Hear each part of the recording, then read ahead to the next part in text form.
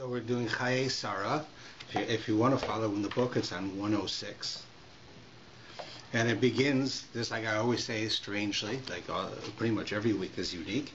It begins by saying, Vayu Chaya Sarah, and it was that the years of Sarah, or the life of Sarah, Mea Shana Esrim Shana V'Sheva Shanim. So there's already a question here. It says, this is how old, basically it's telling you, this is how old Sarah was. She was 177 years old. 127. Excuse me, 127 years old. But it doesn't, but what's the funny part is that it doesn't say 127, it says 100 years and 20 years and 7 years. So why would they say that? And then it says Shnei Chayei Sarah, and then it says these are the years of the life of Sarah. We sort of understood that. You don't need those last three words either. Right? Because it's telling you this is the life of Sarah, 127 years. This is the life of Sarah. Right? So it's sort of, the whole thing is sort of superfluous as to why they put in all the words that they put in. So Rashi also is bothered by some of what I just raised. He's bothered by why does it have to separate her age by every grouping? Like it's 100 years and 20 years and 7 years, right? To add years every time in between the words and to separate it instead of saying she was 127 years. So Rashi wants to know why would that be? So he says Lekach kasav shana b'chol klal v'klal. This is why they wrote year after every group. Lomer lecha, in order to teach you. Shekol echad nidrash atzmo. Everybody can learn something else here. Baskuf ka baskuf. She was 100 years old, but she seemed like she was 20 lechet when it came to sins. Ma baskuf, just like a 20-year-old. Lo chata, she is considered as if she has not sinned. Shahare enu bas onshin, because she is not fully responsible. Af baskuf belochet, she was the same when she was 100 years old. V'baschovka basayin leyofi, and she was 20 years old, but she appeared like a 7-year-old when it came to beauty. And that's the end of what Rashi says. So Rashi is telling us that it's telling you, they're putting the word years in between to separate them, to send you a message. Not just she's 127, but she's 100 years old, but she has the sins of a 20-year-old, and she's like a 20-year-old, but she's like a 20-year-old who has the beauty of a 7-year-old. So there's a number of issues with this whole thing. First is, how is it that I would think that a 20-year-old girl would probably do things that were a little bit worse than a 100-year-old woman. So you'd say, she's a 100-year-old woman who has the sins of a 20-year-old. Well, the sins of a 20-year-old might not be interesting to a 100-year-old, but she certainly has the ability to do more of them.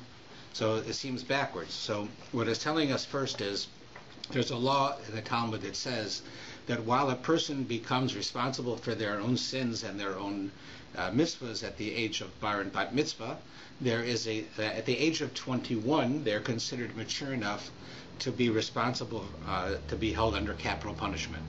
And under 21, if they would do something that the court here would try them, and they would be killed for it, so that itself, the fact that they're under 21, would excuse them from receiving the death penalty.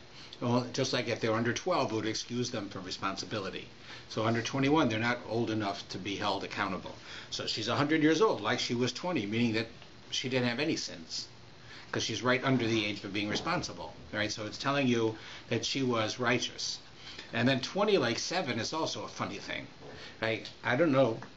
I'm the only man in the room, but I got a feeling that a 20-year-old is more attractive than a 7-year-old.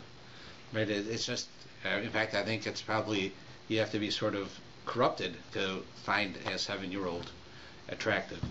So what it's telling you is a different idea, which is, if you have a 20-year-old and she's beautiful, and you have a 7-year-old and she's beautiful, we understand that the beauty is different, right? But a 20-year-old who's beautiful knows she's beautiful and will act accordingly, but a 7-year-old could be the most beautiful, attractive girl, and she's totally unaware of it. It makes no difference to her. It doesn't make her arrogant, doesn't make her to act different. It doesn't even enter into her mind. And that's what it's saying about Sarah. The fact that Sarah was a beautiful person on the outside as well as on the inside was only something in her mind that whenever it came up was to assist her in fulfilling her role of reaching out to people. but she of herself didn't see her beauty as something that she necessarily was vain about. So it said that, so it didn't say that she didn't know she was beautiful. It says that she didn't consider it in the same way that a 20-year-old does. So that's what it seems to be telling us, Rashi says. But then I have another problem, is that why does the Torah tell us how beautiful she is anyways? You know, you can imagine if this is like, a eulogy. She just died. So you can imagine if I got up here in Toronto and they asked me to speak about the wife of the greatest rabbi in the city. Abraham certainly would be on that level. So I'm going to give a speech. I'm going to say she was righteous and she took care of everybody, and there was a sick person, she went to the hospital, and she was the most gorgeous woman I ever saw. Like, that'd be the last time anybody ever asked me to give a eulogy in this whole city, right? Because you can't do that. So why is it telling you that? Like, why is that significant? And we see from this that it tells us that specifically only in this area. You only have reference to Sarah, how Sarah looks twice in the Torah. Once is here, and once is when they went down to Egypt. So Abraham says to his wife, I didn't realize you were so pretty. Like, up until that point, he didn't realize it. They say it's because they had to cross over a river to go from Israel into Egypt. So she lifted her skirts to walk through the river. And Abraham saw her, and he suddenly realized, my wife's a very beautiful woman. So it says it there, and then it says it here. So the commentaries tell us is because exactly what it tells us here, which is she was beautiful, and for a person to be beautiful, physically beautiful, there's nothing wrong with that.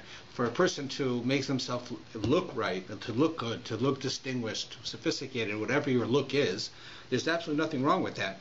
It all depends on what you do with it.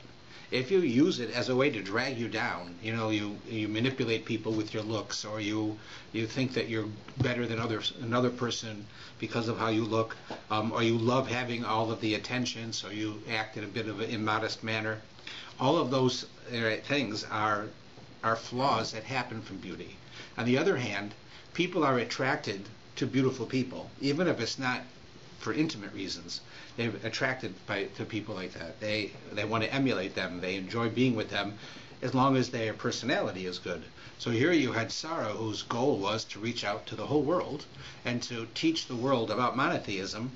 And they would say, yeah, sure, she's going to do it. She's a misfit. Nobody listens to her. She's she's odd. But instead you had Avram, who was a prince, and you had her who was a princess, but she was like a very regal person that was doing this. So it lets you know it, but never do you make reference anywhere that the fact that she was so beautiful in any way influenced her personality in a negative way. So that's why it tells you that here, where it tells you that she's like a 7-year-old. And then the next line tells you that she dies, right, in a place called Kiryat Arba, which is outside of the city of Hebron, which today is the same thing. If you go outside of the city of Hebron, there is a little town there called Kiryat Arba. And that's where Abraham wants to go, and he wants to bury his wife, and he wants to say a hesped, a eulogy, and to cry for her. Now, if you look at the word cry, you'll notice the word cry is the third line, second to last word. You'll see that the third letter in that word, or fourth letter in that word, is out of font is smaller. It's a smaller letter, right? And that's in the Torah that way as well. And it's whenever the Torah does that with a larger letter, a smaller letter, it's to send a message. And I've heard many different comments on it, but one that was interesting was that Sarah was not 20 years old when she died. She was an older woman already, and it says here that Abraham cried for her. But this says one commentary says is that when a person dies, and it appears to us they're dying not in their time, 20 years old, 25 years old, then we can't stand the absurdity of it. And not only do we cry over mourning for them, but we cry over our lack of understanding of why such a thing would happen. And it's much more, it's severe for us. In Avram's case, as much as he loved his wife, he cried for her, but it was normal. She was an old woman already, and it was normal in that era that people died at that age. So they put the small chaf to show you that he cried, but he cried with somewhat of restraint. That's what one of the commentaries say. But there's another very interesting one, and this one is based on a medrash. There's a famous medrash that tells us that when God told Abraham to go slaughter his son, right, they will call it Kedes Yitzchak, the Satan, the Yetzer Hara, tried every way it could to stop Abraham from doing it, doing anything he could to make it that Abraham wouldn't do it. What does that mean to make him he wouldn't do it? Like, he's not going to beat him up, because he's got to get Abraham to choose not to do it. So he would put impediments in the way, like he'd have to go and suddenly there'd be a raging river in between him and the mountain. Now he's got to find a way to get across the river, or there'd be, a very bad snowstorm or something something that would stop him, right? And say, I'm not going to, it's not worth it. I'm doing what God wants, and that's what he does to me, right? So Satan does all these things. Finally, there's he sees he's failing, right? Avram is going to do it. He's going to take his son and slaughter him. So he sees that he's failing. But there's an interesting rule. It says that if a person, no matter who that person does or how that person lives, if a person does a mitzvah, God pays his bills. He pays his debts. So a person could do 100 million sins and one mitzvah, Hashem will still pay him for his mitzvahs. So the only time that Hashem won't pay you for your mitzvahs is if after your mitzvah, you do your mitzvah, you regret doing it.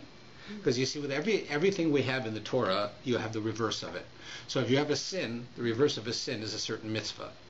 Like, eat kosher, don't eat unkosher. So you have a sin and a mitzvah, right? So you have a mitzvah of tshuva, of repentance. What's the opposite of the mitzvah of tshuva? If you have to, like, everything has a reverse. Right, you have the mitzvah and the sin, the mitzvah and the sin. So what you have the mitzvah of tshuva, what's the reverse? Is regretting the good that you've done. If a person does a mitzvah, right, and the ramifications of that are not, in the end, are not good.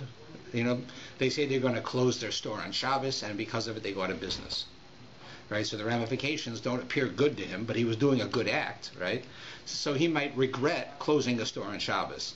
So a person who regrets doing a positive thing is doing the reverse of tshuva, right? They're wishing they did the wrong thing, so therefore they don't receive a full reward for what they did. That's what happens. That's how it works in the spiritual world. So on that basis, the Satan decided that what he was going to do, since it couldn't stop Abraham from doing it, so he was going to get the merit, but he'd try to make it so that the merit would be mitigated. So he's going to try to get Abraham to regret doing it, even though in the end he didn't kill him, but to regret the whole thing. So the Medrash says that the Satan came and Sarah dies because of it. He goes to Sarah and he says, your husband killed your son. Right? And before he has a chance to say God told him to do this, but he didn't do it, she dies out of shock. That's what the Medrash says. So what is it really saying? What it's really saying is that he goes and he makes it so Sarah, whose time it was to die, she didn't die in the wrong time. It was that time of her life. It was time for her to leave. So she dies. It was done specifically at this time, so to speak, by the Satan, in order so that Avram should come back.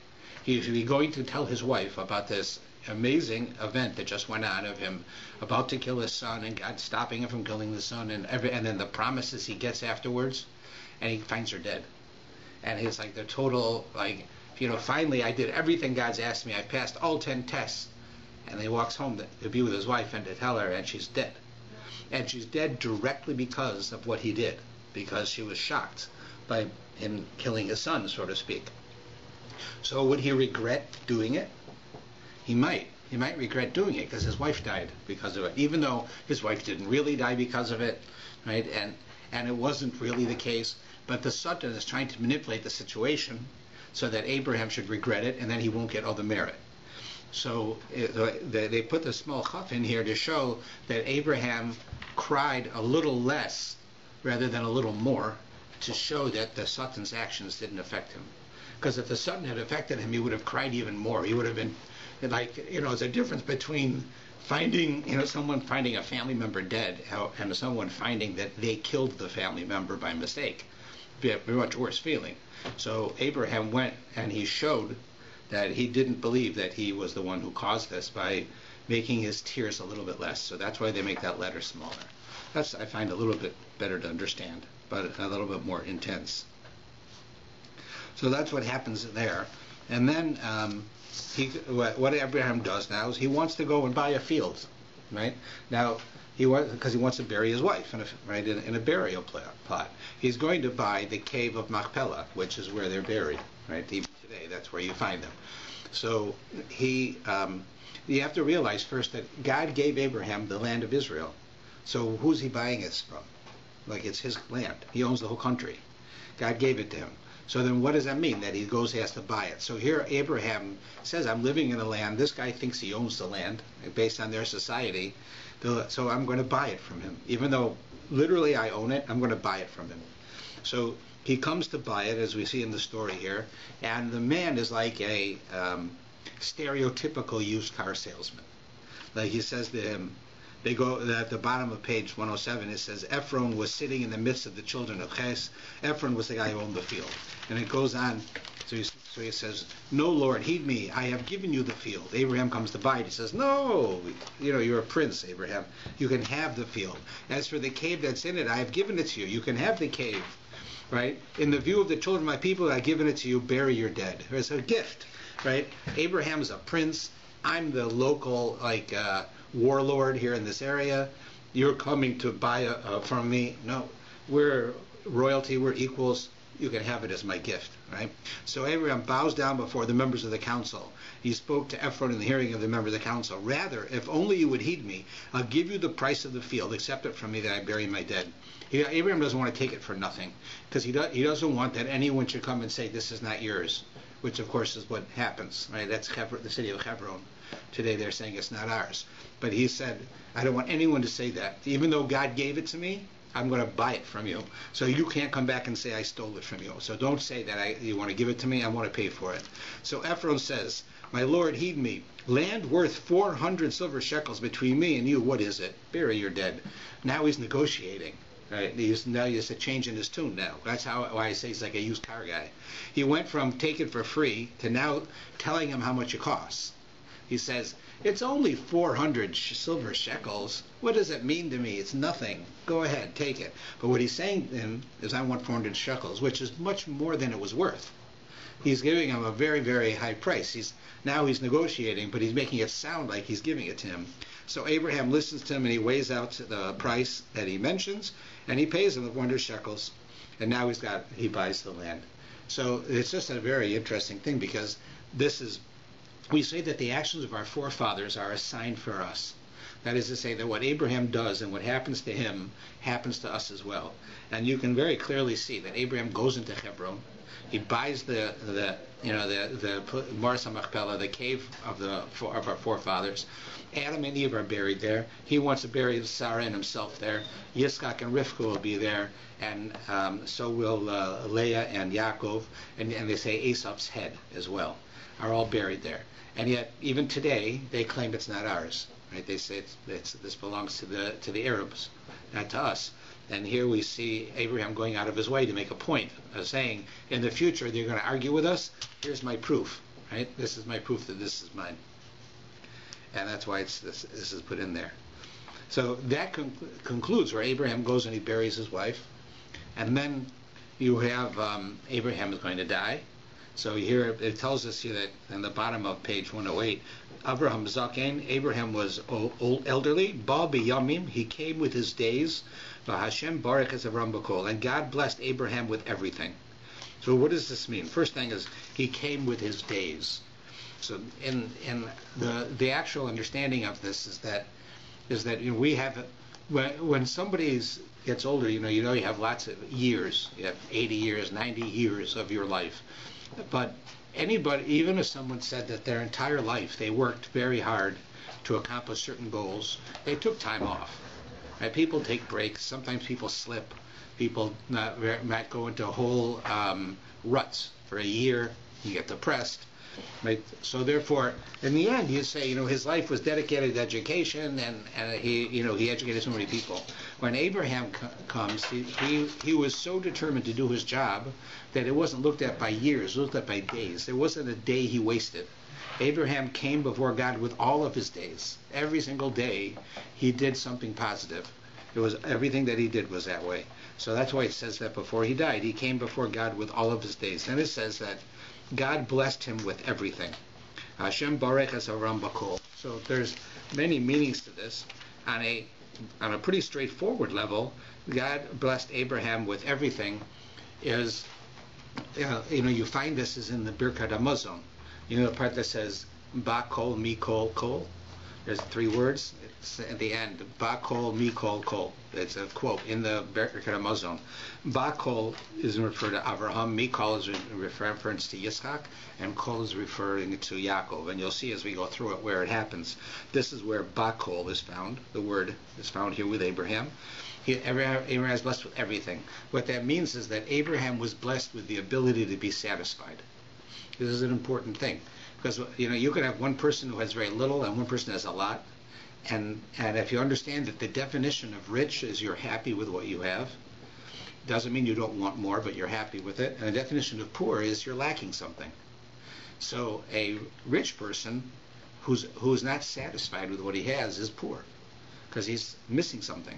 He can want more, right? You can want to make more money, but still doesn't mean you're not satisfied with what you have. This guy's not satisfied with it, so he's poor. And then you have a man with very little money who's satisfied with what he has, even though he might want more, and he's rich because he's satisfied. That's the real definition. So here it says that Abraham was blessed with everything. That is, he wasn't given everything in the world, of course. What he was blessed with was the idea of being satiated, being satisfied, that whatever I had is good for me. This is what I need. I don't need more than this. And that's one. And the Talmud says that it means, when it says that he was blessed with everything, this word bakol was a girl. He had a baby girl. His wife gave birth to a girl, and her name was Bakol. So meaning that God blessed him with everything. He had 2 sons, but you don't have everything until you have a daughter. So he gave him a daughter. That's another one. And another commentary tells us that Bakol was a jewel, and that it was used to cure people. That when people, it says before that everybody would be blessed by Abraham. Abraham's name would be a blessing. People would say, I want my children to grow up like Abraham. That's a blessing. So it says that here that Abraham would take this jewel, and when people would come to see him because they would want a blessing from God, he would show them the jewel and they'd get cured. It was a gift from God that he got. He was given the ability to cure people. That's another commentary there.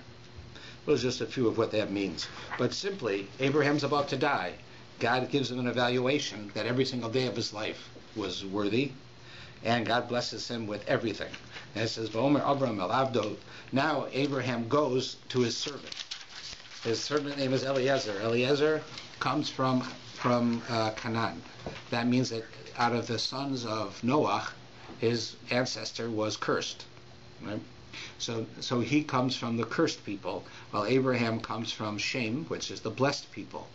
Right? So this fellow Eliezer becomes a servant to Avraham, but he's not just a servant, he's a trusted confidant, which is that we find later that he actually, through his own actions, is no longer cursed himself. He becomes blessed because of who he is, to show you that no matter who you are and where you come from, your actions can make a world of difference, because look what you can do. You can change from being a member of a cursed nation to being a blessed person. In any case, here Abraham decides he has to send Eliezer to go find a woman for his son Yitzchak to marry. It's time for Yitzchak to move on and to start his family. So there's a number of questions with this. First thing is, he tells Eliezer this whole long thing, which the bottom line is, I want you to go and find somebody in my family for him to marry. I don't want him to marry a Canaanite, which of course he is, right? Eliezer is. And they ask, why not? He could marry, there are a lot of Canaanites that Abraham converted, right? He's got a whole tribe of people he's converted. So why don't you let your son marry one of the people you converted, rather than go back to your family who don't believe in monotheism, they're idol worshippers, and have your son marry one of them, and then you've got to convince her to be a monotheist.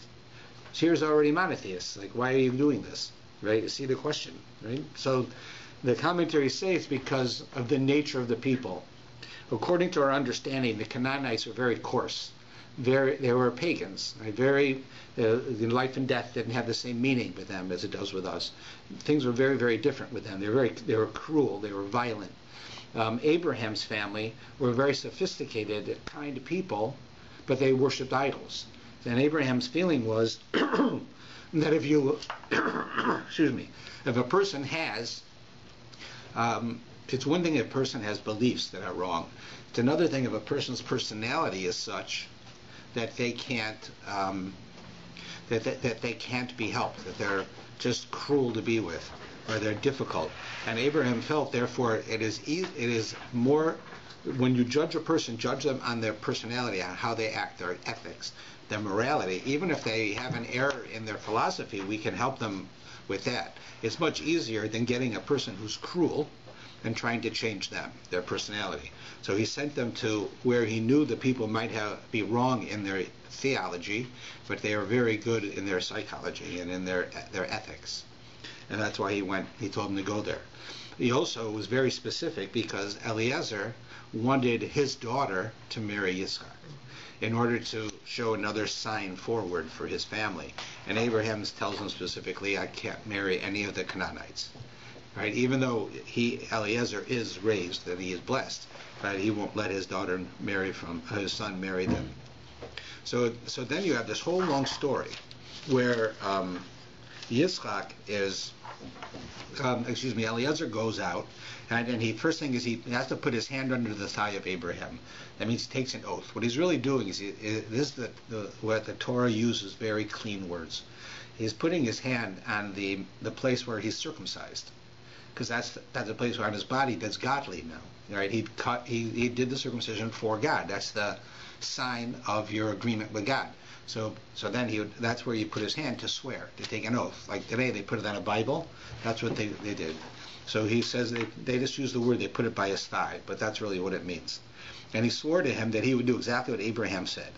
And Abraham told him very specifically. So now you have this story that goes on for 2 pages about how he goes through the desert and he comes across some water in the desert, and he sees a well and a rock on top of the well, and all of these guys are hanging around, and these girls are trying to get water, and he helps them get water. And one of them comes and wants to give water for him and for his animals. Right? Now, he has said, if you look a little earlier, when he leaves, he says that this is how I'm going to know that it's the right one. When I come, she's going to offer to give me water and water for my animals. Then I'll know she's got to be from Abraham's family, because she's kind. She's that kind of person. So then he comes, and that's exactly what she does.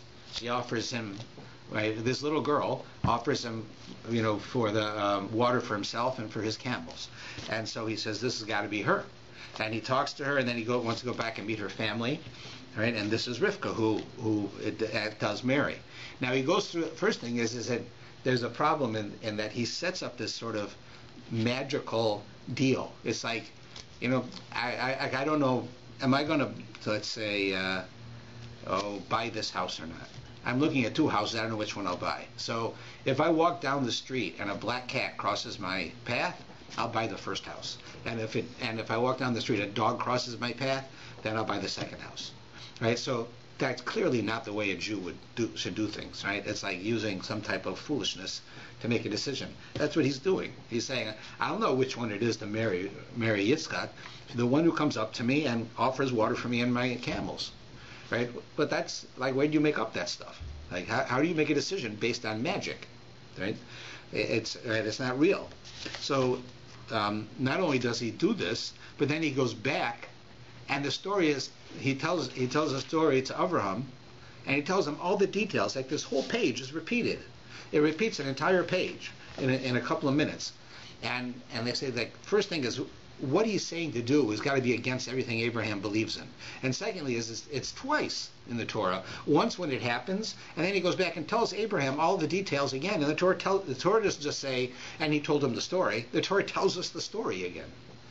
So on that question of why the Torah would tell us the story, the Talmud says that our forefathers are so beloved by God that even the words of their slaves were special to God. Because if you were a slave to Abraham, you must be a special person. So therefore, God puts his words into the Torah to show us that if you associate with good people, you become a good person. Right? It helps you. And that's what we see here. Why it is that he used magic, right? So, because he was a Canaanite. Right, even though he became an ethical monotheist, their belief system at this point was still very, it was simple. It was still new. And he still believed in magic, right, in such a way. And that's why Abraham doesn't reprimand him. Because there's a difference, like even today, for a Jew to believe in certain things and a non-Jew to believe in certain things. For the Jew, it could be wrong and the non-Jew not. Because they can have a religion that's monotheistic with errors, right? But we can't. Ours has to follow the Torah, and there's, if they want to say that so and so they want to say Muhammad is a prophet, okay, they can say that. That's right. We can't say it. We don't believe it, but we don't think they're wrong if they say it. They can say it. They might be incorrect, but they're allowed to say it. And it doesn't make them that their religion is incorrect, according to our beliefs. So that's one of the things it tells us here. In any case, he comes back, and he brings her back, right? And it says that, how does Yitzchak know that he should marry her? So it says that he brings her to his house, back to their home, and he shows her his mother's tent. And it says that she went into her mother's tent. And here the Talmud tells us that Sarah had certain blessings. She had a blessing that when she lit Shabbos candles, they burnt from the time she lit them until a moment before she would light them again for the next week. And right, because Shabbos candles are a sign of peace within your home. So she had peace in her home the whole week. Right? That's what it symbolizes. Also, it says that her dough was blessed. That whenever she made bread, it never got stale. It was always fresh. So she could make bread on Friday for Shabbos, and it would stay fresh all the way till the next Shabbos. So these were special blessings. After she died, that stopped. There was from then on, if the Shabbos candles were lit, they would go out at a normal time, and if they made bread, it got stale at a normal time, until Rivka went into the tent. And as soon as she went in, it came back. So from this, Yitzchak understood that it's a sign from God that she's like my mother. Because it says that Yitzchak brings her into his mother's tent, and Yitzchak is consoled over his mother. Now, there's his mother, as far as he sees, his mother just died. He's upset. He's a human being. He has the same feelings we have. And the only time he gets consoled is when he marries his wife. Right? He goes with Rivka. Right? It's in a few pages here, but that's when she goes back, and all of that happens. So that's like on 121, 120, 121, and 119. And it says, she took the veil, covers herself. The servant told Isaac all the things he'd done. Isaac brought her into the tent of Sarah, his mother. He married Rebekah. She became his wife, and he loved her. And thus was Isaac consoled after his mother. Right? The fact, right, that his wife could console him for his mother. So on a specific level, it meant that she had the same blessings that his mother had. On a general level, that it shows you the attachment a person has to their spouse can help them even with attachments that are very strong, like with your parents. Right here. Now, the next line here says that Abraham proceeded and took a wife whose name was Keturah. That next line is that Sarah dies. Now, Abraham has no wife. Right? Hagar's gone, and Sarah's dead. So it says Abraham goes and gets married again. Keturah comes from Keteret, which are the spices in the temple. And the Talmud tells us Keturah was Hagar. That Hagar repented and became a monotheist and came back to Abraham, and they called her Keturah because she was like spices that are burnt and have a pleasant smell. And she had children with him, more children with him, and he had other wives who had children with him. And it says he sent the children, here it says here like verse 5, right, or 6, but to the concubine children were Abraham's. Abraham gave gifts, and he sent them away from Isaac his son while he was still alive eastward to the land of the east. So here there's a lot of conjecture that what gifts would Abraham give to his children? He'd give them wisdom, because he understood everything, right? He was close to God. So he taught them, like let's say Kabbalistic, esoteric ideas of the world, and he sent them east. And this is where a lot of people say that you can see a lot of wisdom in the Eastern religions, and that they actually were started by these people who were offspring of Abraham, who Abraham gave knowledge to, and over the centuries they lost the source, but they still have some of the wisdom because they were isolated from the world. Now that they've become part of the world, it looks to us like they have some new knowledge, when in reality it very well could be what they're talking about here. I'll tell you, and it's an interesting story. What time is it? Is it only 10:35? Yes. Yeah? Okay, great. So he says that, Avraham sends away Yitzchak, right? Sends away Yishmael. And we understand that it's not a simple thing for him. Abraham is known as a person who is kind, right? Even a cruel father is going to have hard feelings to send away his own son, right? And you can imagine a person who's world famous throughout history for his kindness, his sensitivity to others, is going to have a hard time sending away his own son and the mother of his son into the desert. It's got to be extremely hard for such a person. So he does it. God tells him, listen to your wife. He sends her away, and off they go. So it tells us that when Abraham is told by God, I want you to offer your son. So Abraham says, which son? He says, well, what do you mean, which son? The son that you love. Okay, which son? I love both my sons. But Yishmael's gone already, right? He's gone. There is no Yishmael. So there's only Yitzchak. So Abraham is so torn by this that he can't even imagine. When God says, take your son, okay, my son, it could be which one of the two? They're both my sons, the one you love. Well, I love them both. Even though I had to send one away, I still love him. So if he really loved him, and he had these feelings, and he's the type of person we think he is, how could he have cut him out for the rest of his life? That they had no attachment. In fact, the Medrash seems to tell us that the first time we ever see Yishmael again is at Abraham's funeral. That he comes to the funeral, and there he reunites with Yitzchak. And the Torah tells us that they reunite, that they have some type of relationship again. And you can imagine how this relationship would be. Yishmael is the firstborn. He's supposed to inherit from his father. His father was given the land of Israel. So for all rights, Yishmael should have the land of Israel, which they believe that they have, right? Today they believe this. You ever wonder why the Christians don't come and say, the land of Israel is ours, this is where Jesus lived, this is where he walked, it's ours, we own it? They don't come and try to take it from us. Only the children of Yishmael try to take it from us, because they believe we stole it from them. When they tell the story, if you read in the Quran tells the same story about God telling Abraham to kill his son, and he's saying, well, I have two, which one? And the end is in the Quran that it's Yishmael, and he takes Yishmael to kill him. And then Yishmael is saved, and Yishmael carries on, and the Jews came and stole it. That's basically the idea. So today they want it back. They say, you stole our land. It's not at all absurd, but you can see it here. In fact, the Ramban, where in the page where it tells us that Sarah says to Abraham, you can't keep this kid here. He's destructive to my son. He's going to kill him. You have to get rid of him. And God says, listen to Sarah. The Ramban says, our mother sinned, and because of it, the children of Yishmael will hate us forever. He writes that in the 1100s. So you think about that idea that he says, because our mother, he doesn't mean that she sinned on our level. We know that God said to do it. But that he's saying on her level, she shouldn't have had this feeling of jealousy for the other wife and this kid.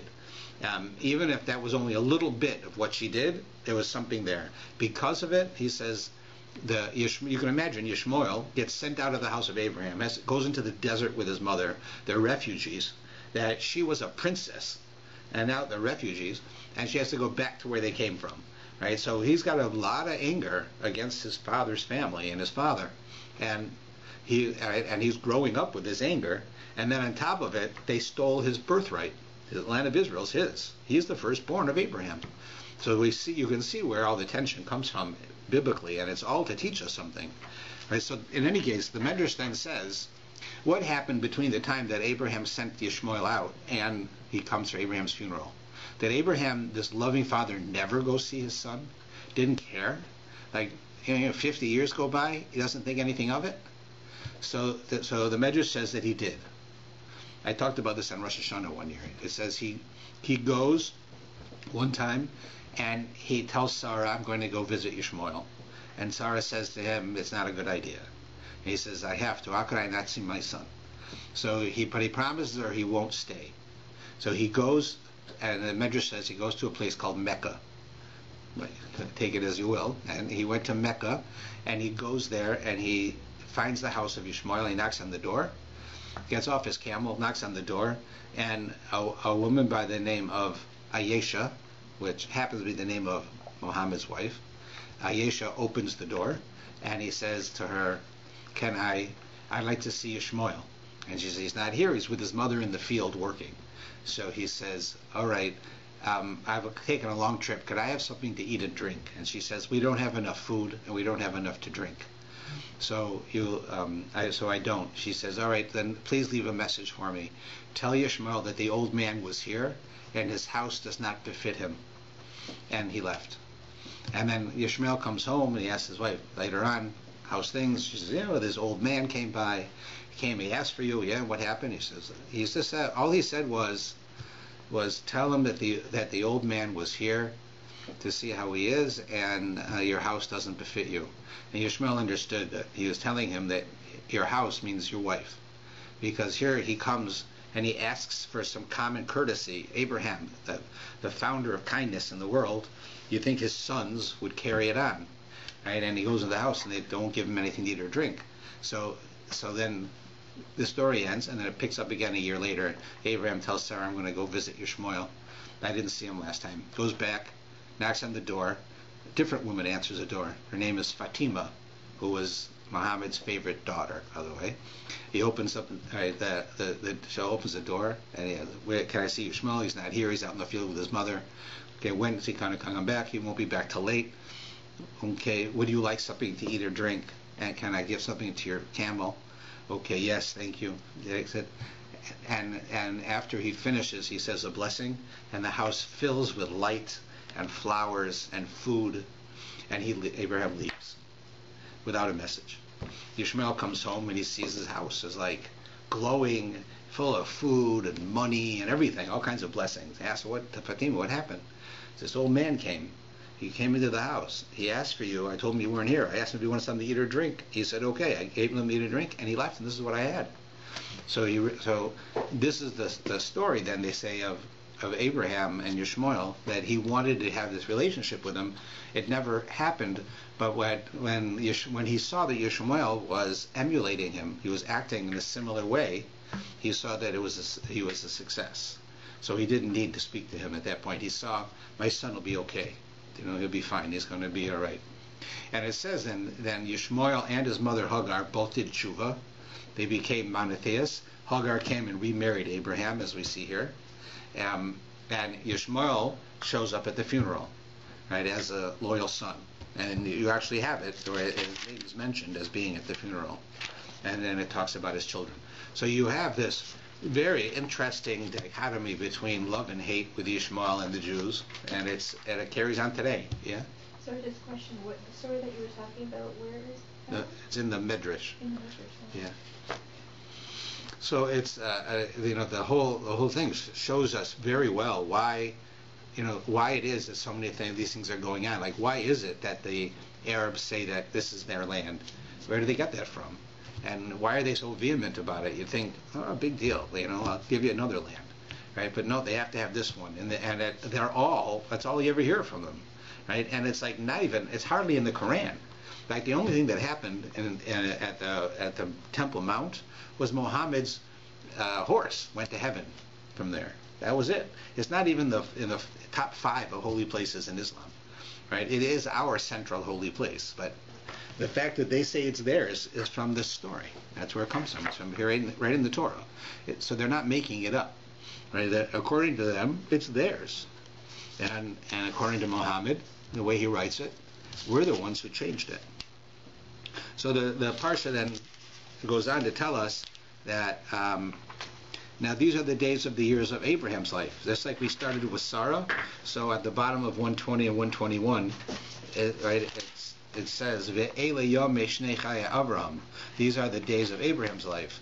Asher chai mea shana v'shivim shana v'chamesh shanim. And they say the same thing here now. He's 100, right? Mea, Ushi, and 70, and 5. He's 175 years old, right? And here Rashi has a statement. He says, what is it? Why does it say that every time? He's Ben Kofka Ben Ayin. He's 100 years old like he was 70 years old. The koach, for strength. But Ben Ayin ke Ben Hey. And he was like a 70-year-old, like a 5-year-old below chet, without sin. So it's totally different in how he translates this here. He was 100 like he was 70, right? Why? Because if in Pirkei Avos it says, like, there's different things every 10 years that a person is like. It goes to a reference. Like at 40 you get wisdom, it says, right? And so it says at 70 you get strength. Right? It doesn't necessarily mean physical strength. It means the ability to have fortitude in how you act. So a 100-year-old man who will often give in. No, Abraham stood for what he believed in, and when he was 70, he was like 5 without sinning. So here, not only does it mean that he was below the age of any type of responsibility. In other words, he had no sins at all, but he was like a 5-year-old who had no concept of sin. It's one thing if you're a 20-year-old or 13-year-old, you have a concept of it, your mind is working, but a 5-year-old doesn't understand what it means to sin against God. They have no concept of this. So that's what Rashi's saying is the message there. And then it tells us that Abraham dies, right? Then it tells us at the top of 122, his sons Isaac and Yishmael buried him in the cave of Machpelah in the field of Ephron, the son of Zohar the Hittite. So the same field where they buried Sarah, they then buried Abraham. The field that Abraham had bought from the children of Ches, there Abraham was buried and Sarah his wife. And it was after the death of Abraham that God blessed Isaac his son, and Isaac settled near Ber Laharoi. And then these are the descendants of Yishmael, and it goes through the names of the children of Yishmael, who they all are, and what happened to them. And then Yishmael lives 137 years, and he dies. And then it says, it goes on as to what happened to the rest of his children. So it gives us a bit of a genealogy. And there's a reason for all of them. All of the names, everything is put in here. The Torah only tells us something if it's a necessary thing for us to know. And you have here, I forgot exactly how it worked, but they were showing us how the names of his children correspond to different forms of knowledge that a person can acquire. And it was showing us how Yishmael had become like a scholar. He became a theological scholar, a scholar of God. And you understood it from how his names were. I forgot exactly how it worked. But what's interesting about it is in history, we always talk about a thing called the Dark Ages. The Dark Ages were the Middle Ages, and that's really when the Christian world, right, Europe, was like barbaric. In other words, they made rules against creativity, rules against liberalism. They were extremely things were very conservative and very religious bound by a lot of right-wing religious beliefs. So you couldn't do a lot of expression of creativity and things. And then that ended, and you had the Renaissance when it just blew up and everything changed, right? So before the Renaissance, during the Middle Ages, Europe was like ignorant. Especially women couldn't read or write, right? Many men couldn't read or write. People they were purposely uneducated in order to keep them faithful. And that's just how people lived. But at the same time that's going on, you had what's called by history as the Golden Age of Islam. And mathematics, philosophy, astronomy, theology was developed by the Arab world that was way beyond the Christian world, way beyond. All types of things came out during that period. And then when the Renaissance in the Christian world came, right, the Arab world settled back down. But that one time, that's when you have the famous Jews who lived in the Arab countries, like Rambam, right? That you could even see the effect on the Jews, how they were so prolific during this period, because the Arabs were. So you have times where you see here, where Yishmael, right? They became very well educated and advanced. Later on, we find that the leaders subjugate their people, and one of the things you do when you go into Arab countries today is you find many illiterate people who are not educated, because the governments want people to not be educated because they can control them better, Right? So you have a group who is educated and they're loyal to you, and then you have the masses who are not educated, and that forces them to be loyal to you. That's why you have all the problems, in my opinion, with the Palestinians. Every time there's money given to them, they don't get it. The money goes to a few rich people, and the poor people don't get it. The same thing happened, in Bangladesh when they did fundraising for them. That the people on top become filthy rich, right? You see, like there was all types of accusations with Arafat that he had all these European bank accounts where money that was given to help the Palestinians was used for personal purposes. I can't say if it's true or not, but conceptually it is. And that idea, right, we can see right here in how they describe Yishmael and his children, that who they were and what they did, and that a lot of good can come out of them, but that they also have these certain traits that are different. And that takes us right through it, right to the end of, at this point now, Yishmael is dead and Abraham is dead, but Yitzchak is still alive, and he's gotten married, and he's going to, in the next week's parsha, he's going to have children. But up until this point, he's still on his own. You notice that you find nowhere Yitzchak hardly talks. You notice? In fact, I actually saw a commentary that said that Yitzchak and Abraham didn't talk to each other at this point because of the whole Akedah, the whole thing of him being put to killed and not knowing and yes knowing, and his mother dying. So, but I don't know if that's true. That's just one commentary I saw that said that. But in general, you find that Yitzchak is a very internalized person. Abraham was outgoing. He changed the world. He went out, and it says that he had a whole nation of people that he converted to monotheism. And then you'll notice that Yitzchak never interacts with them because he's frightened them all away. His personality was so different than Abraham that those people, right, who saw, how it's like when you bring someone in and you show them how beautiful Shabbos is, and then they find out there's 6 other days in the week that aren't necessarily as beautiful. They're just like everybody else going to work. So, so that's like the same idea here. Abraham brought all these people in, and they all had this wonderful experience. And along comes Yitzchak and says, you have to be responsible for what you do. God will reward you and punish you. Right? And they get scared away, and so many of them left. Now, you find almost no dialogue with Yitzchak in the Torah. Very little. Not until the end of his life. You see the Torah telling you about how he was blind, and Yaakov comes pretending he's Esau. But there's very little that goes on, because that was his personality. Yitzchak looked at himself as a sacrifice. God put him on to sacrifice him, and for all ways and means, as far as he was concerned, he was dead. He was sacrificed. He was alive, but he's a living sacrifice, and therefore everything about him was very black and white. And he was he lived in a world of pure judgment, where whatever he did, right, like you do a sacrifice, for instance, and you have a thought in your mind that's negative, the sacrifice isn't kosher. You have to have, not only do you have to make sure that the sacrifice is offered physically correctly, but also in your mind, when you're doing it, you have to have constant and concentration on the specific holy ideas. And if your mind wanders for a second, it's not kosher. That's how Yitzchak looked at himself. He was like that his whole life. So he was not a personable person. He was a very dedicated person, but he was a bit frightening.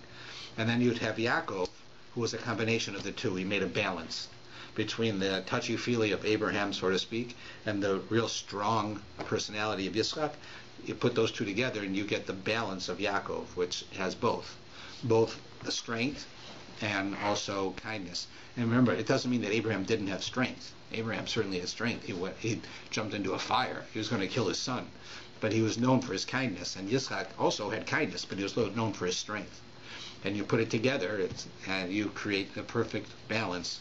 And that was the third generation, was Yaakov. And then from Yaakov came all of the Jews. Right? From Abraham came the Jews and the Arabs, and from Yitzchak came the Jews and the Christians. But from Yaakov came only Jews. All of them were Jews. That was a difference, as to who he was, because he was the hybrid between the two. All right, so we'll we'll stop with that. We'll continue with this next week. I guess it'll be very interesting now as Yaakov and Esau get born in this next week's parsha, and the Talmud tells us to look at the next few parshas through political eyes as well as religious eyes. And it says that the great rabbis who were in charge of the Jews during the days of the Romans used to study these parshas before they would meet with the Roman Caesar, because Esau is he's the father of Rome. Right? That's explicit in the Torah.